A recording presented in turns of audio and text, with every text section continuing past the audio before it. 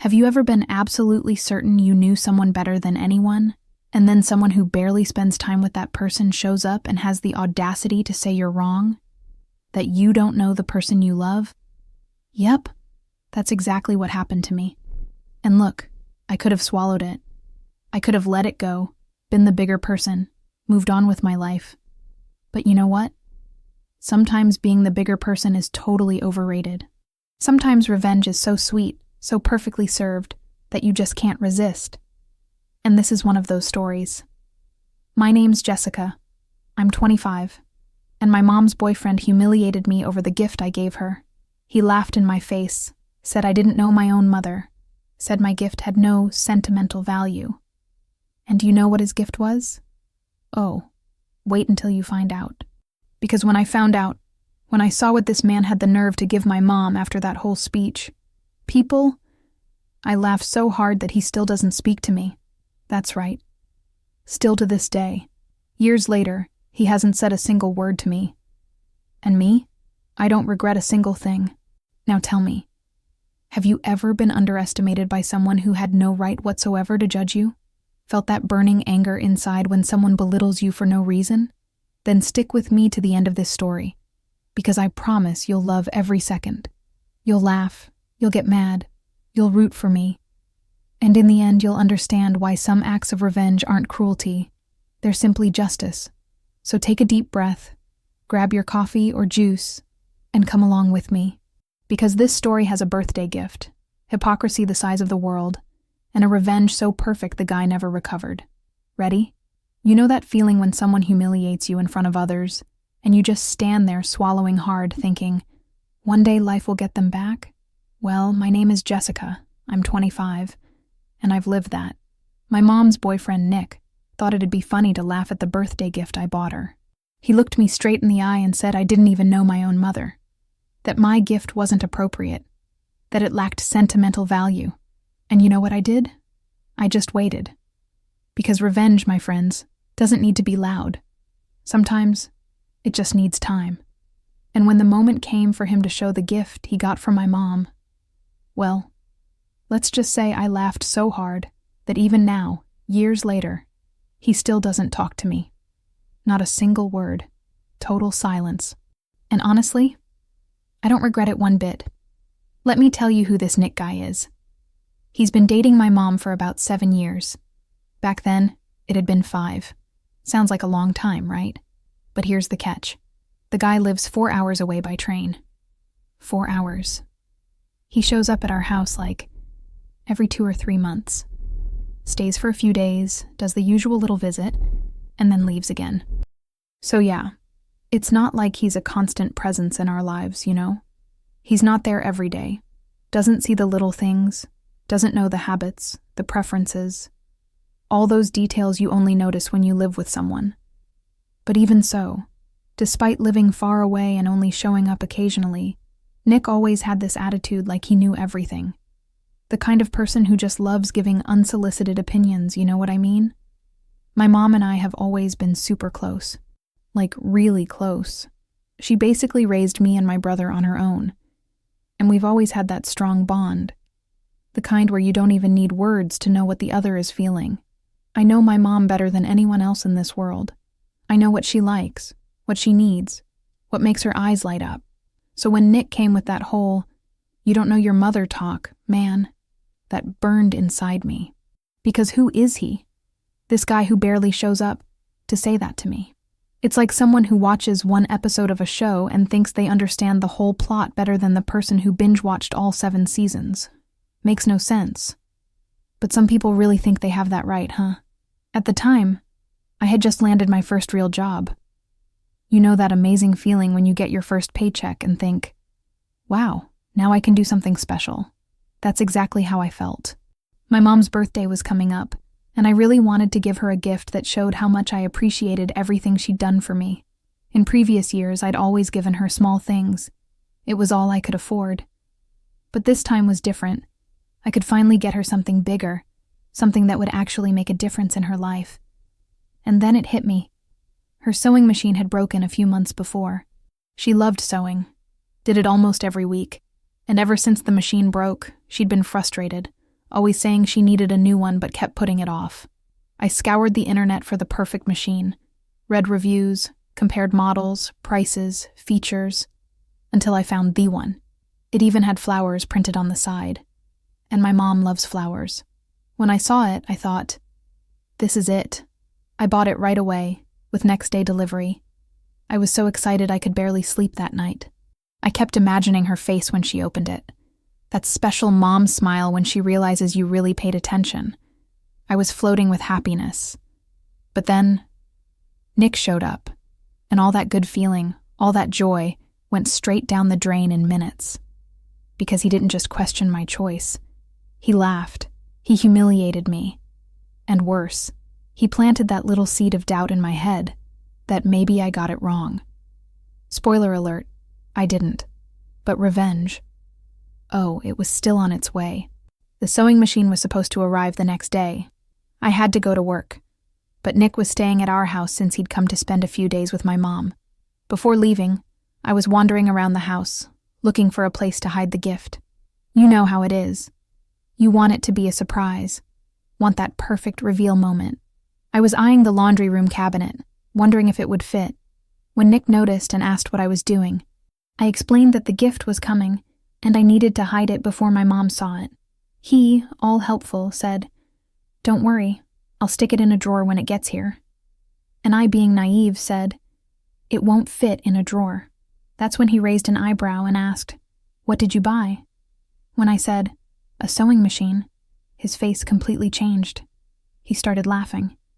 And not a polite laugh. No, it was that mocking kind of laugh, the kind that makes you feel small. He shook his head and said, "Jessica, you don't know your mother." Man, that hit like a slap in the face. I just froze for a few seconds, trying to process what he'd just said. How come I don't know my mom? Me, who grew up glued to her. Who knows the brand of coffee she likes, which side of the bed she sleeps on, the song she hums when she's happy. And him who shows up every once in a blue moon dares to say that I don't know her? The audacity of that man was on another level. But he didn't stop there. He kept going, with that superior tone that made me want to scream. "A sewing machine isn't an appropriate birthday gift, Jessica.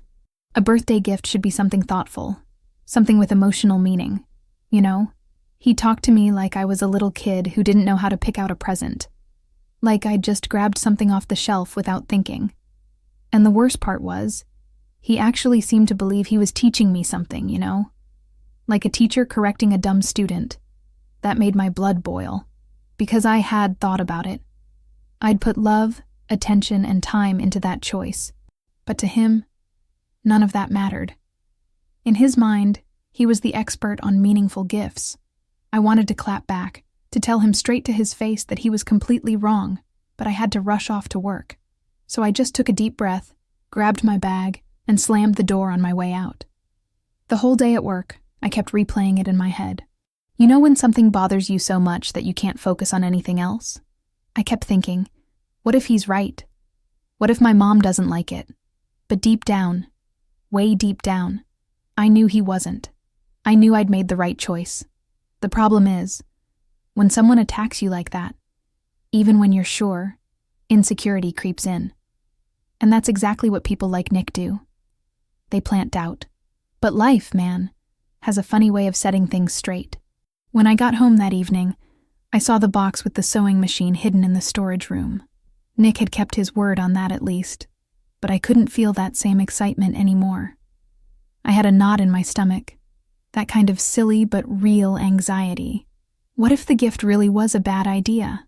What if I'd totally misread what my mom wanted?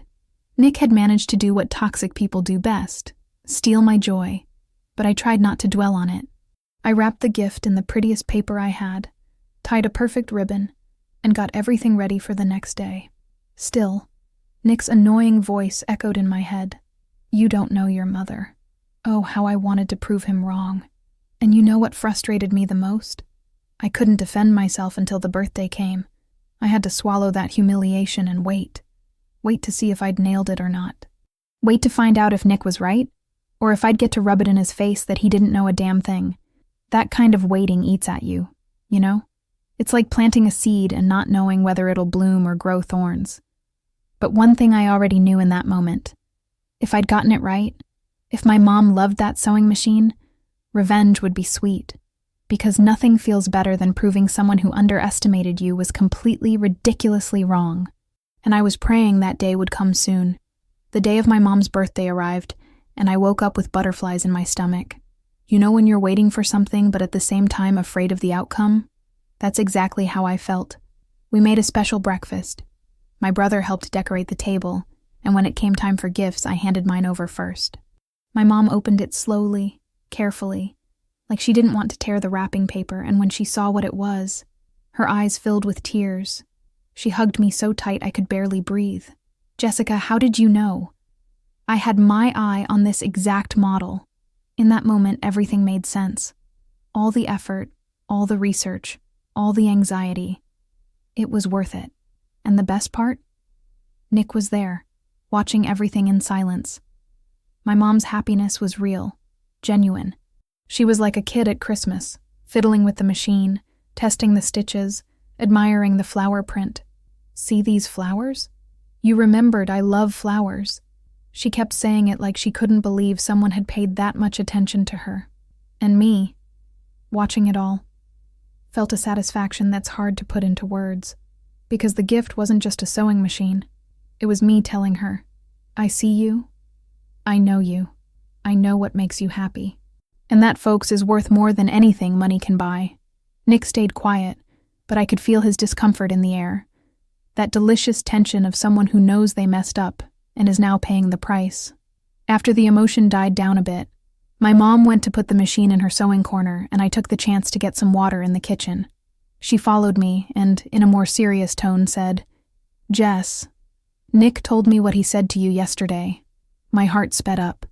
She continued, "We had a real fight about it. He had no right to say that to you." For the first time, I realized she'd been upset by his attitude, too. It wasn't just me being overly sensitive. He was completely out of line. She hugged me again and whispered, "You know me better than anyone, my daughter." Never doubt that. That calmed me down. But it also lit a fire. Because now I really wanted to know. What wonderful, meaningful gift had Nick given? My curiosity was killing me. But I held back. It wasn't time to ask yet. We'd planned to go out that night to celebrate, so I decided to wait for a better opportunity. Like those revenge moments you let simmer. The longer you wait, the sweeter it gets. I spent the whole day imagining what it could be. Had he given an expensive piece of jewelry, some imported perfume, a super sentimental keepsake from a trip they'd taken together? My mind ran wild with possibilities, and poor Nick had no idea what was coming. He probably thought the issue was dead, that my mom had forgiven him and everything was fine. Oh, my friend, nothing could be further from the truth. That night we got dressed up and went to a bar my mom loves. It was her, me, my brother, Nick, and a few of her friends. The vibe was good. Everyone drinking, laughing, enjoying the night. I sat there nursing my beer, waiting for the right moment. Because revenge, people, has to be timed. You can't rush it. You have to let the moment unfold naturally. Then one of my mom's friends started talking about the presents she'd received, and I saw my opening. The conversation slipped into that topic, and, innocently, I turned to my mom and asked loud enough for everyone to hear, "Mom, what did Nick get you?" The silence that followed for a couple of seconds was delicious. My mom gave a slightly embarrassed little laugh and said softly, just for me to hear, "Lingerie." I wasn't sure I'd heard right. "What?" I asked. "Lingerie, Jess. A bra and panties." At that moment, it felt like the universe had conspired in my favor. Of all the things he could have given, out of all the options in the entire world, he gave lingerie. Lingerie. I looked over at him across the table, calmly drinking his beer, probably thinking he was in the clear. And that's when I decided. It was time. Time to give him a taste of his own medicine. Time to show who really didn't know who in this story. The revenge, my friends, was served. I couldn't hold it in. The laugh exploded out of me. One of those from the gut that rises until it comes out of your eyes as tears. Everyone at the table turned to me, curious, and I tried to control myself, but it was impossible. I turned to Nick, who had a beer bottle in his hand, and I said loud enough for the whole bar to hear if they wanted. Lingerie? Lingerie? His face changed instantly. He flushed that kind of red that starts at the neck and climbs up to the forehead. My mom's friends stopped talking to listen, and my brother, bless him, was trying to figure out what was happening. But I didn't stop, because now it was my turn to speak. Nick, let me see if I got this right. I continued, still laughing, but with that tone of someone savoring every second. You gave me that whole speech about how I don't know my mother, about how a birthday gift needs emotional meaning, about how a sewing machine isn't appropriate. I made a point of pausing, letting each word marinate in the air. And you gave her lingerie.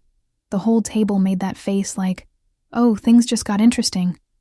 Some of my mom's friends started laughing too, because honestly, the irony was too big to ignore. Nick tried to say something, opening his mouth like a fish out of water, but I didn't give him the chance. The revenge was too sweet to interrupt. Wow, what a deep gift, huh? Full of emotional meaning. Clearly it was super thought out, focused on what she likes and needs. I was being sarcastic to the max, and he knew it. Everyone knew it. Because the truth nobody says out loud, but everyone knows, is that lingerie as a birthday gift is one of those things. It's not for her, it's for you. It's the kind of gift you give thinking about your pleasure, not hers. It's selfish disguised as romantic. And Nick, the same Nick who had the audacity to criticize me, had done exactly that. He'd given the most clueless gift possible, and even had the nerve to humiliate me beforehand. The hypocrisy was so big it was laughable. He tried to defend himself, said something about, it has meaning too, and she liked it, but his voice came out weak, without conviction. Because he knew he'd lost badly. Meanwhile, I was there holding my stomach from laughing, and every time I looked at his face, I laughed even harder. It was cathartic, you know. It felt like releasing everything I'd swallowed the day before. All that anger, that humiliation, that sense of injustice, everything came out as laughter in his face. And the best part, I didn't have to shout, swear, or make a scene. The situation itself was ridiculous enough. The revenge played out on its own, effortlessly. Eventually I calmed down, and the conversation returned to normal. People were a little tipsy, and soon switched topics. But the damage was done. Nick spent the rest of the night quiet, drinking his beer, not looking at me. My mom, poor thing, was a little embarrassed, but I noticed a discreet little smile at the corner of her mouth. I think deep down she found the situation funny too. My brother nudged me and whispered, "You destroyed that guy," with that tone of admiration. And yes, I had destroyed him. But it wasn't out of gratuitous cruelty. It wasn't malicious. It was justice, pure and simple. He planted it. Now he was reaping it. And frankly, he deserved every second of it. When the night ended and everyone went home, I felt light. You know that feeling of a job well done? That you didn't let it slide? That you stood up for yourself? That was it. I hadn't humiliated him for pleasure. I'd held up a mirror to his hypocrisy. I showed that the one who really didn't know anyone in that room was him, and that the next time he thought about belittling someone, especially someone who loves and truly knows another person, he'd think twice. What I didn't know at the time was that the revenge had been so effective that, well, it would have consequences that lasted for years. And when I say years, I'm not exaggerating one bit. After that night, Nick disappeared for a few months. Not that it was unusual. He'd always lived far away and only showed up occasionally. But this time it felt different. He stayed away longer, and when he finally came back, I noticed right away. The vibe had changed. He greeted my mom, talked to my brother. But with me, total silence. It was like I was invisible. He'd come into the room, I'd say hi, and he would just, nothing. Ignore me. Walk right past. At first, I even thought it was kind of funny, like, seriously, this grown man is throwing a tantrum. But over time, it started to get weird. It didn't hurt me, you know. But it was strange to have someone in your house behave as if you didn't exist. And it wasn't just ordinary silence. It felt deliberate, you know? Intentional. Like he made a point of greeting everyone except me. "Hi, so-and-so, hi whomever, how are you?" And when it came to me, he'd just turn away. It was like those school kids giving you the cold shoulder after a fight, but in adult form. And the most pathetic part? He thought this was affecting me. He thought I'd be desperate for his attention, begging him to acknowledge me. But the truth was, the more he did it, the more certain I was that I'd nailed it that night. Because people who've truly moved on don't act like that. People who genuinely don't care just keep living. But him? He was still stewing. The worst moment, the one that really showed me how petty this man was, came when my little bird died. Look, I know some people might think it's silly, but that bird was family. I'd had him for 15 years. 15 years. He'd been with me since my teens, and had been through so much with me. He was a peach-faced lovebird, you know? Those small birds with big personalities. When he died, I was devastated. I cried for days. My mom and my brother were heartbroken too, because he'd been part of everyone's routine. And guess who was at the house that day? That's right, Nick. I was in my room, eyes swollen from crying, when I went out for some water. Nick was sitting on the couch, fiddling with his phone. I walked by him and nothing. Not even a "I'm sorry," not a "Are you okay?" Not a look of sympathy. Nothing. Total silence. And look, I wasn't expecting him to be a bird person, or to feel my pain deeply. But come on, basic decency, right? If someone you're around is suffering, the least you can do is acknowledge it. But no, the sulk mattered more to Nick than being a decent human being.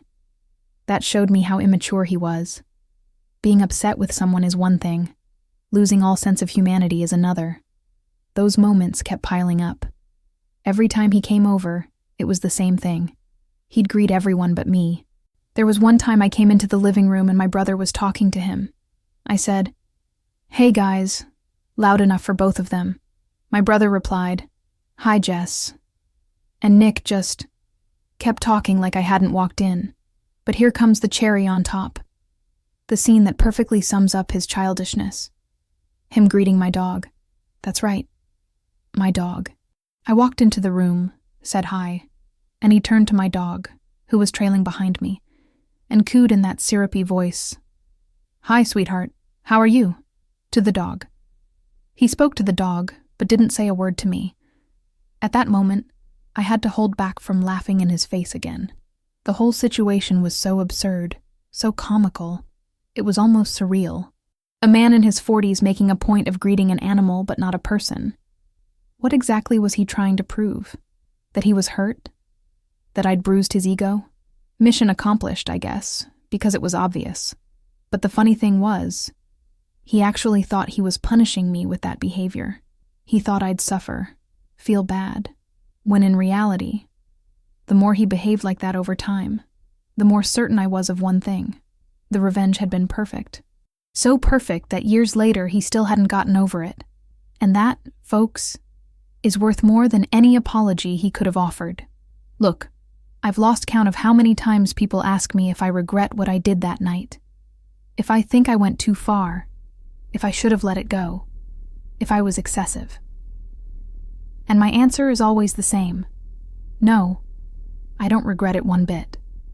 Because we live in a society that expects people, especially women, to swallow disrespect in silence. To be polite, to be understanding, to let things slide. But you know what nobody says? That when you let things slide, when you swallow and pretend everything's okay, you're teaching that person they can disrespect you with no consequences. And I refuse to teach that to anyone, especially someone who had zero moral ground to judge me. Nick humiliated me first. That's a fact. He didn't just question my choice of gift. He questioned my knowledge about my own mother. He laughed in my face, made me feel small, planted doubt in something I'd put so much care into. And for what? To inflate his ego? To feel superior? Whatever his reason, it was unnecessary and cruel. And when you do that to someone, you open the door to revenge. Because action causes reaction, people. It always has. It always will. You can't throw a stone and hide your hand afterward. You can't start a fire and then complain when you get burned. Nick started all of this, and I just finished it. With a lot more style, I might add. And let's talk about his hypocrisy, because that still bothers me. The guy had the audacity to lecture me about sentimental value and knowing the person, and in the end, he gave lingerie. Lingerie. If there's a gift that screams, "I thought more about myself than about you," it's birthday lingerie. I'm not saying lingerie can never be a gift, but giving that as the main birthday present to your partner, while criticizing her daughter for giving something useful, desired, and genuinely thoughtful, the math doesn't add up. The logic doesn't exist. It's pure, plain hypocrisy. And hypocrisy, folks, deserves to be exposed. It deserves the spotlight. Because that's how we stop people from acting that way. Some people said, "Oh, but you could have talked to him privately. Did you need to expose him in front of everyone?" And I answer, did he humiliate me without an audience? No. He said those things to me knowing they would hit me, knowing they would hurt. He showed no consideration. So why should I have shown him any? Look, I wasn't out hunting for a chance to destroy the guy. I didn't go to the bar with some evil plan. The opportunity presented itself, and I took it. It was organic, it was natural, and it was fair. Sometimes revenge doesn't need to be elaborate, doesn't need to be a 5-step plan. Sometimes it's just pointing out the obvious at the right moment, and that's exactly what I did. What impresses me most is how long his resentment lasted. Years, people. Years without speaking to me because of a situation where he was the one who was wrong first. That shows how deep the wound in his ego was. It shows he really believed he was better, smarter, more knowledgeable. And when I proved otherwise, when I showed not only that I knew my mother better than he did, but that his gift was ridiculous compared to mine, it broke something inside him. Male ego is a fascinating thing, huh? They can mess up grotesquely, can be proven wrong with clear evidence, but admit it? Say sorry?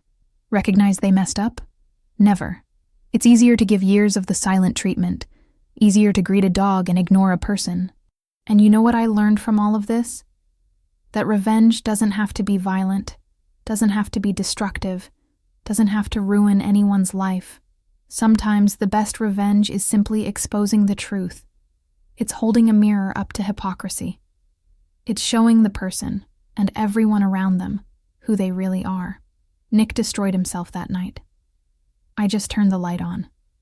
And if that made him hate me for years, if that made him hold a grudge forever, that's his problem. I sleep peacefully every night knowing I defended my mom, defended myself, and gave him exactly what he deserved. And honestly, if I could go back in time, I'd do it all over again. Only this time, I'd laugh even louder. So, after everything you've heard here, I want you to think about this with me. How far does your patience go with people who disrespect you? Where do you draw the line between being the bigger person and being someone's doormat? Because look, I've learned one thing in life. Respect isn't something you beg for. It's something you demand. And when someone crosses the line, when someone humiliates you for no reason, you have every right to defend yourself. Not with violence, not with pointless cruelty, but with the truth. And sometimes, the truth hurts more than anything else. Now I want to hear from you. Do you think I went too far? Do you think I should have just let it go? Been more understanding? Swallowed the humiliation? Or do you think Nick deserved every second of that laughter in his face? Drop it down in the comments and tell me what you think. Have you ever been through something similar? Ever been underestimated by someone and then had the chance to prove them completely wrong? Tell me. I love reading those stories. And if you know someone who needs to hear this, someone who keeps putting up with disrespect and just needs a little push to stand up for themselves, send this video to them. Seriously, share it. And hey, if you liked this revenge story and stuck with me all the way to the end, I've got many more to tell. Stories of people who got epic payback. Stories you won't even believe are real. So hit that subscribe button and turn on notifications, because I post new videos every week. And trust me, the next ones are going to be even more intense. Stories of betrayal, instant karma, and people who got exactly what they deserved after doing something awful. You don't want to miss them. Leave a like if you believe that revenge, when done right, is totally justified. And answer me one last thing. Do you think Nick will ever get over it and talk to me again? Or is he holding that grudge forever? Drop it in the comments. Get over it or never again. I'm dying to know what you think. And remember, you don't have to be cruel. You don't have to be naturally vengeful. But when someone plants disrespect, there's nothing wrong with letting them harvest a little revenge. It's just justice. Kisses. And see you in the next video.